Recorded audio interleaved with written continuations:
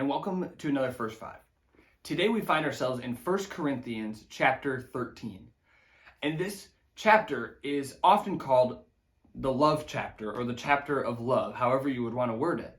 And to me, I find this passage to be one of the most important in Scripture because of Jesus' call for us to love people.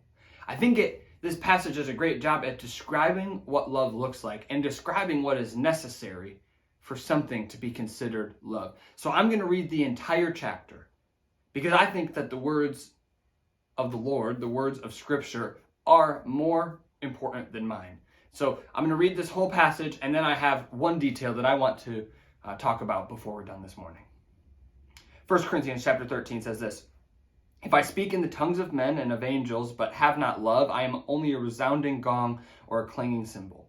If I have the gift of prophecy and can fathom all mysteries and all knowledge, and I have a faith that can move mountains, but have not love, I am nothing. If I give all I possess to the poor and surrender my body to the flames, but have not love, I gain nothing. Love is patient, love is kind. It does not envy, it does not boast, it is not proud, it is not rude, it is not self-seeking, it is not easily angered, it keeps no record of wrongs. Love does not delight in evil, but rejoices with the truth. It always protects, always trusts, always hopes, always perseveres. Love never fails. But where there are prophecies, they will cease. Where there are tongues, they will be stilled. Where there is knowledge, it will pass away. For we know in part, and we prophesy in part. But when perfection comes, the imperfect disappears. When I was a child, I talked like a child. I thought like a child. I reasoned like a child. When I became a man, I put childish ways behind me. Now we see but a poor reflection as in a mirror. Then we shall see face to face. Now I know in part. Then I shall know fully, even as I am fully known. And now these three remain: faith, hope, and love. But the greatest of these is love."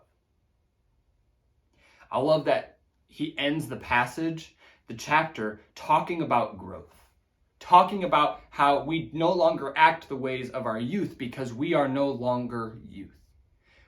When I was a child, I talked like a child, but as an adult, as a man, I speak as a man. I think that's important for us today to recognize that growth is a necessary part of the process. But the part that I think even more important and that we often get wrong on a day-to-day basis, I get this wrong on a day-to-day basis, is the beginning of the chapter. When he talks about, if I do this but have not love, it is worthless. Over and over, Paul mentions things saying, if I do this good thing, but I don't do it with love, it doesn't matter. And I think often we as Christians like to account our works, but we don't allow our motives to be changed. It's very easy to do things without the right motive, without love. And it makes it worthless. It takes away the emphasis it has with our power with God. For example, if we volunteer somewhere, but we're looking for personal gain or fame, that's not love. But if I go and I volunteer somewhere because I genuinely want to help the other person, that is love. And so I hope that today we can really look into our lives and say, am I encouraged and driven by my desire to love others? Or am I just doing good things for the wrong reasons? Because that's not love. And the greatest commandment of all is to love God and love others. So we really, as Christians, need to figure out what love looks like. And I hope today that you can find a way to do good because you love people and because you love God. For that is our true call. I hope this is helpful.